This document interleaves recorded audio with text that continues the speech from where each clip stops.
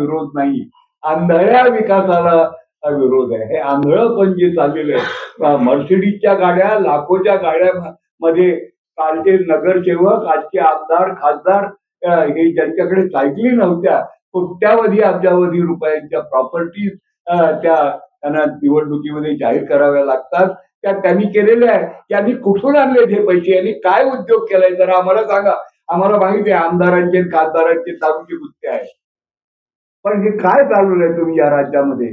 आणि हा महाराष्ट्र जर फुले शाहू आंबेडकरांचा महाराष्ट्र आहे, तर त्या महाराष्ट्रामध्ये तुम्ही यांची काही जरा काही आब राखण्यासाठी, त्या महाराष्ट्राची ही नामुष्की पाया घालवण्यासाठी पंतप्रधानाचा निधी आहे, जरूर द्यावं, ही राष्ट्रीय आपत्ती आहे.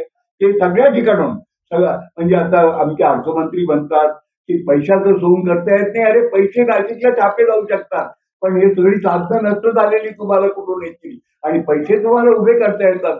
कर जो आहे संपत्तीवरचा कर आहे, मालमत्तेवरचा कर आहे.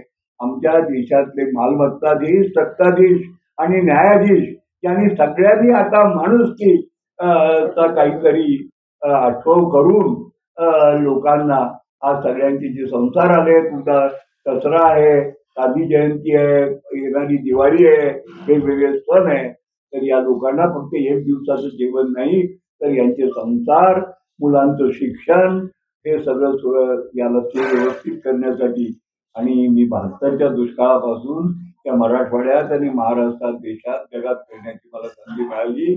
त्या प्रश्नावर काम करतो आहे आणि मला नम्रपणे सांगायचं आहे की 50 वर्षात मी जी राजकारणाची अधोगती आणि राजकारणामध्ये बोकाळलेला भ्रष्टाचार आहे, प्रत्येक जनतेचं दुःख यांच्यासाठी कमाई करण्याची संधी आहे.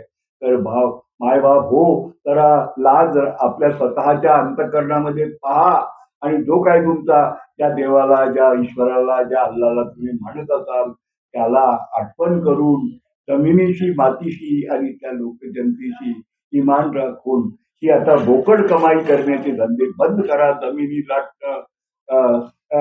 कंत्राटामध्ये पैसे मिळवणं आणि निसर्गाला ची आराधना करून निसर्गाच्या विषयी पूज्य भाव बाळगून ही काही आई आमचे लोक म्हणतात की जमिनीचं जे आज हे नष्ट झालंय सगळं जमिनीचं सत्व, त्या आमचे शेतकरी त्याला फुल म्हणतात, पण जमिनीचं जे आहे ते वाहून गेलेलं आहे. आता काही राहिलं नाही, म्हणजे जमिनीत आता काही सत्व राहिलं नाही. तसं माणूस, मी आता बोलतोय, माझं समजा काही झालं तर माझ्या शरीराला पार्थिव म्हणतात, तशी राज्यकर्त्यांनी आणि सत्ताधीशांनी आणि मालमत्ताधीशांनी जमिनीला आणि निसर्गाला पार्थिव जिवंत मारून टाकलेलं आहे, त्यांच्यावर आक्रमण केलेलं आहे.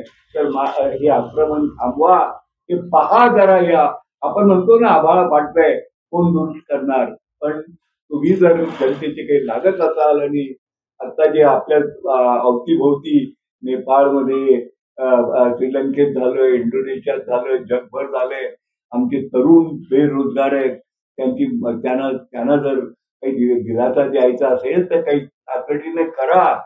ते फार भीषण परिस्थिती आहे आणि अत्यंत दुःखदपणे मी हे निवेदन करतो. तेव्हा